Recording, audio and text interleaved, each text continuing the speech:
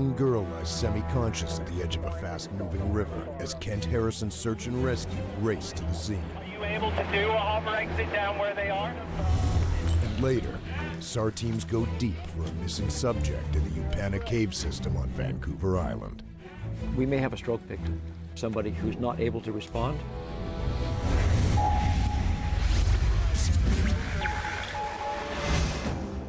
Wednesday, 5:12 p.m.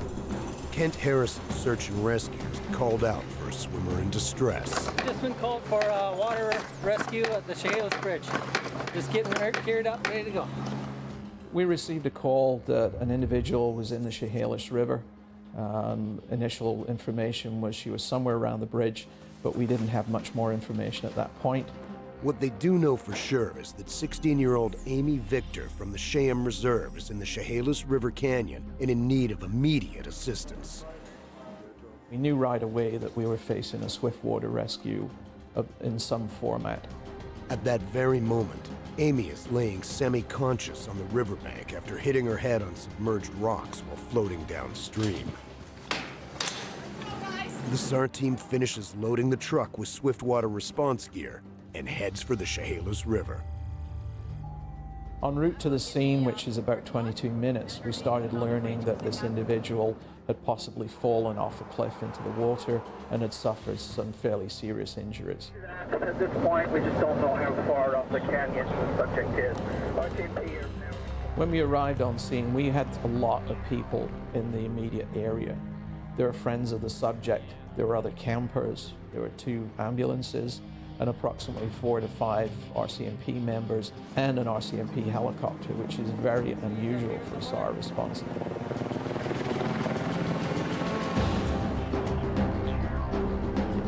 Despite so many people on scene, the situation remains unclear. Amy's friends who were with her at the time had hiked back around the canyon and down, but they were quite distraught and really were not providing us with a lot of information other than she was hurt. And that was the key factor in determining the level of response, was the actual medical condition of Amy at this point. Neil and fellow search manager Rita Bruneski waste no time coordinating the rescue. We had 3 choices, 1 initial plan and 2 contingencies. Plan A. The most efficient plan is to extract Amy from the canyon by loading her onto a raft and simply paddling back downstream to the awaiting ambulance. However, if Amy has spinal or head injuries, the raft will no longer be a viable option. Plan B is to do a HETS rescue, long lining her out by helicopter. Neil has a helicopter standing by for this purpose, awaiting further instructions. If a HETS rescue is not possible, Plan C is a conventional rope rescue, lowering an attendant down the cliff to package the patient and carry her out. It's a safe, but very time-consuming method. So we're just getting the swift water team together. Then we're going to bring up the raft, which is approximately 300 meters upstream from where we are now. The raft team includes team leader Dan Bruneski, Jason Gill, Kelly Greaves, and trainee paramedic Josh Anderson. They launch the raft from the staging area just above the Chehalis Bridge. The team will work their way upriver into the canyon against the swift-moving current to get to the injured subject.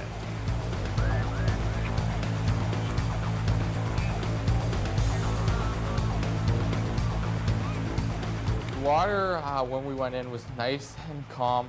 We were able to paddle upstream, no problem. And then when we came around the corner, there was a set of rapids. The team has no choice but to get out, hoist themselves, then the raft over the rocks. Just beyond the rapids, close to where the subject is located, a police officer is exiting the RCMP Air 2 helicopter.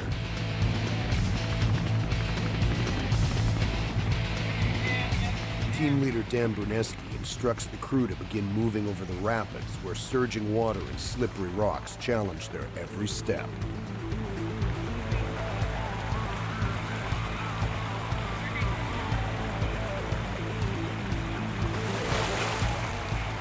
Raft member Jason Gill loses his footing, but manages to grab a rock before getting swept downriver. He pulls himself up and the team continues on. Upriver, an RCMP officer tosses them a throw bag containing a length of rope. So they threw that back to us. We tied that onto the raft and they assisted us in pulling the raft up through the rapid.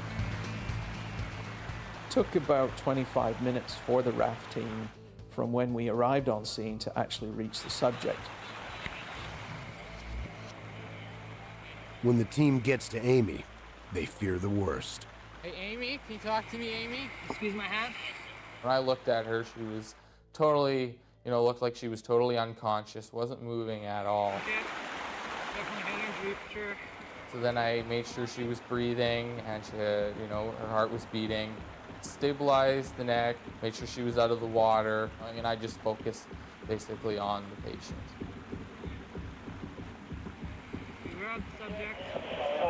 She definitely has head and neck injuries. The information is immediately relayed to Neil, who is moved to the staging area just below the rapids. At this point now we had communication with everybody and we could better determine a course of action. Can you move her on the raft or not? There's rapids between here and there. We can't transport a spinal on the raft. Using a raft to get Amy down the river is not going to work. Neil considers Plan B, a helicopter longline rescue. Although he has a helicopter waiting on standby, it would take about 40 minutes for the SAR team to equip the aircraft and prepare for a lift. Right now, with a potential spinal or head injury, every second is critical. Yeah, they're concerned about transporting her on the raft down the rapids with a spinal. Are you able to do a hover exit down where they are? Neil now considers a fourth option, Plan D, using an RCMP helicopter to do a hover entry. Just have to make sure they secure the aircraft course and the The RCMP pilot will hover just inches above the rocky ground, while the rescue team gently loads the patient into the helicopter. Yes, we copy that, and yeah, we can get her ready for transport. Roger that, let's try that then. A hover entry maneuver is a fast way to extract the patient, but there are obvious risks. Downwash from the helicopter will be very intense. The inflatable raft must be held down by some of the rescue team, so it will not get lifted off the ground and become a hazard. Ready for transport. Roger that, confirm air 2, rafting is ready. The RCMP pilot slowly approaches the rescue team.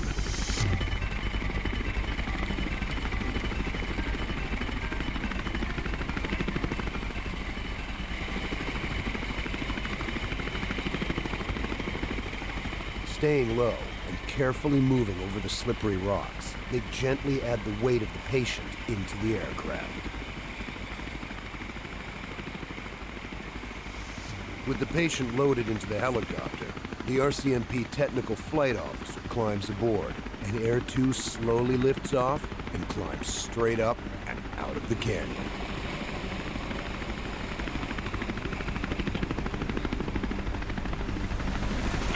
Roger that, Air 2. Go Air 2.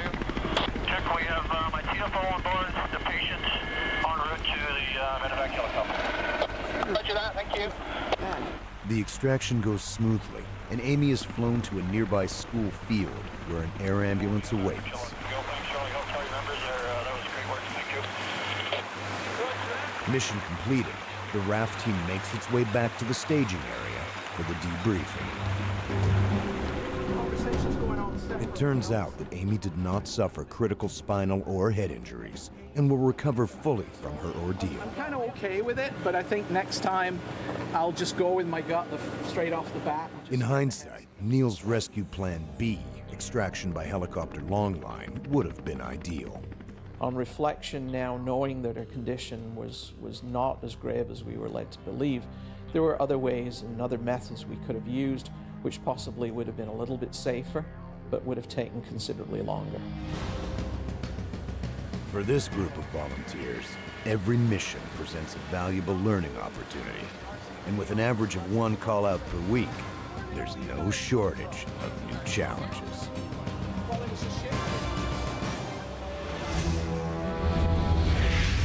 Now, rescue teams search for a missing subject in the Upana cave system on Vancouver Island. Underground. I repeat, heart rate 60.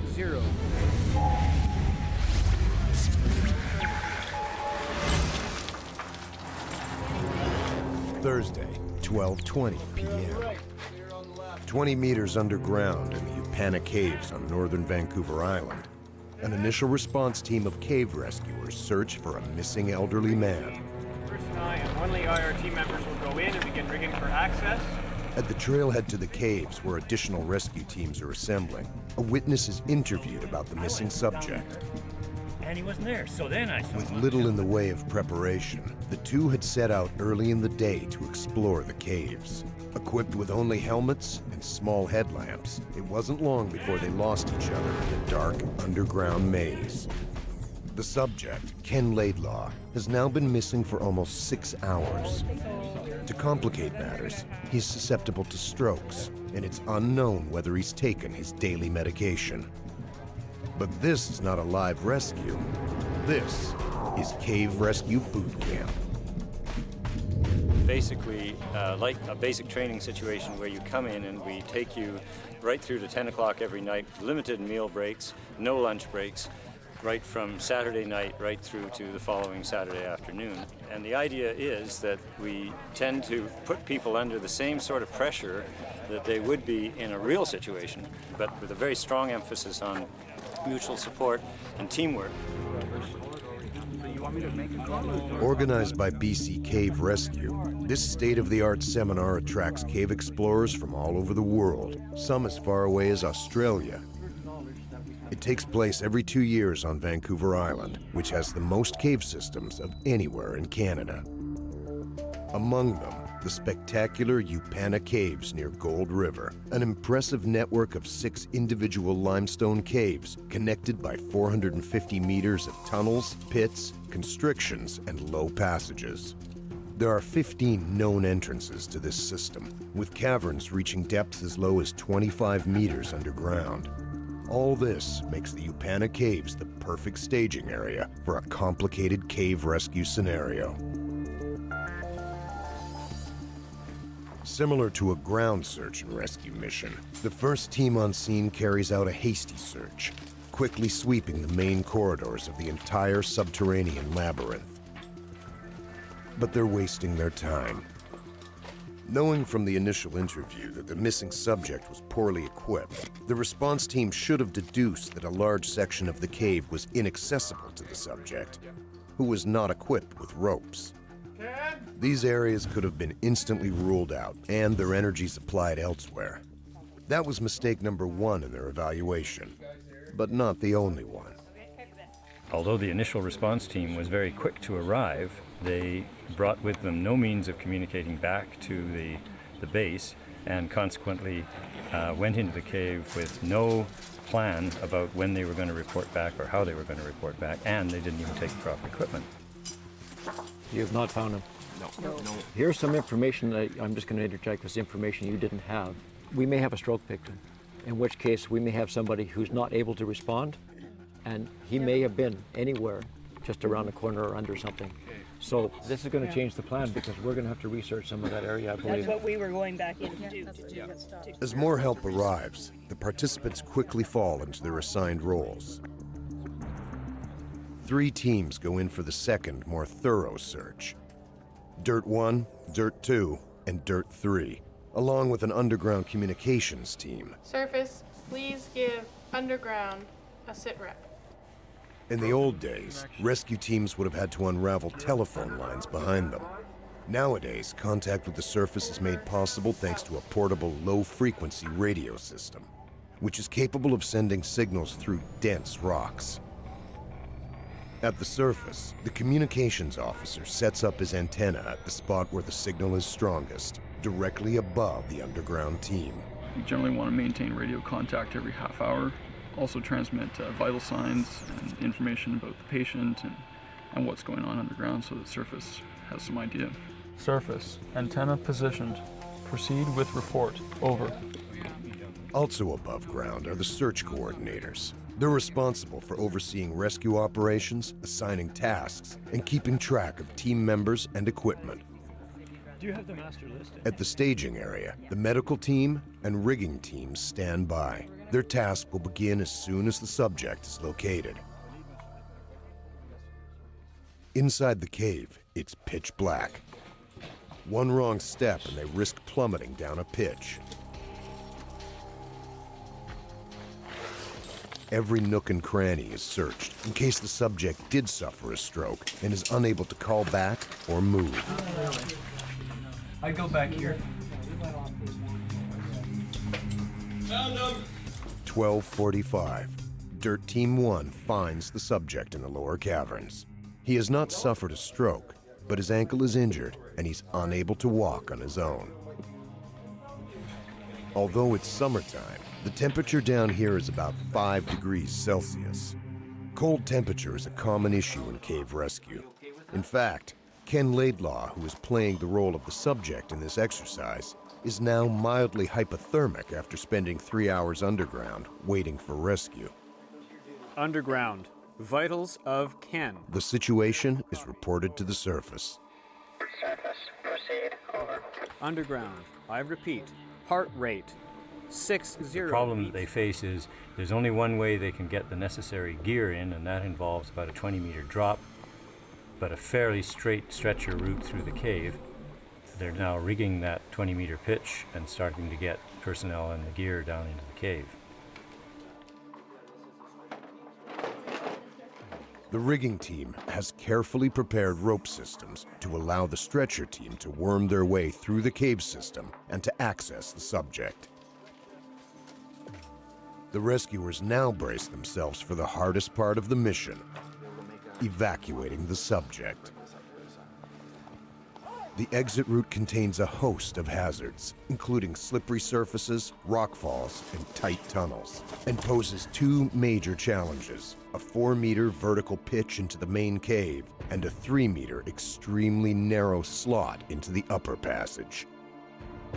Once the patient is secured and our rigging team is ready behind us at this lift, they'll be attaching ropes to the head of the stretcher and lifting the stretcher up in a vertical manner until we can get it up to the top of this pitch. After 45 minutes, the patient is ready to be lifted. Lift him up. Okay, up easy, up slow. One of the more technical parts here, so always the most difficult is going from the vertical to the horizontal. It's one of the more challenging parts we have underground. It requires a lot of different rope systems, a lot of coordination between a lot of people.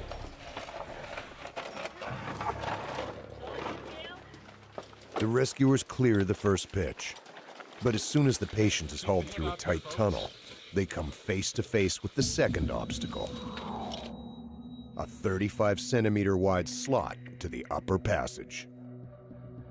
Right now we're just setting up a raising system to raise the stretcher up a vertical pitch of about 6 meters. We kind of have a need for rope protector staff. Despite the crowded space, low ceilings, and dark and damp environment, the teams stay focused and composed. Stress we try to minimize by training and preparing. So that's one of the main points of doing exercises and practices such as this. In longer cave rescues, which can last many days, fatigue becomes an issue, and hypothermia, and the chances of accidents taking place in that situation is greater. So we try to minimize that risk. You guys are ready? Do it. Okay, start hauling. Slow, very slow. We're gonna pop around. You're doing, Ken, just watch your arm. Right now, Ken is being raised up our second pitch, which we call double trouble. We estimate that's going to take about half an hour to 45 minutes, and then we're going to have him out to daylight, probably no more than half an hour after that. The stretcher just barely fits through the constricted passage. 3:30 p.m., 5 hours after the initial hasty search, they finally surface. But there's one more obstacle: a 20-meter cliff separating them from the closest access road. And the stretcher is ready. After working in dark, cramped spaces all day, this last challenge seems like a breeze. Scott. It took over 2 hours to find the subject, and another 3 hours to move him through only 120 meters of underground passages. In a real cave incident, subjects may be thousands of meters from the nearest entrance. But these volunteer rescuers are now well prepared for such a challenge. When it's all over and done with, and people realize that they've survived this week of extremely hard stuff to do with cave rescue, they can say, ha, I survived boot camp or Gold River, and you know, I can deal with this situation because it's something they've had before. They've been tired, they've been cold, they've been exhausted, and they're still putting out.